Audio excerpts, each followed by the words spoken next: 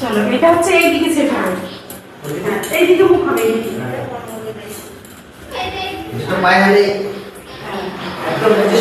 একবার প্লেটটা দিয়ে তারপর হচ্ছে চেক করব।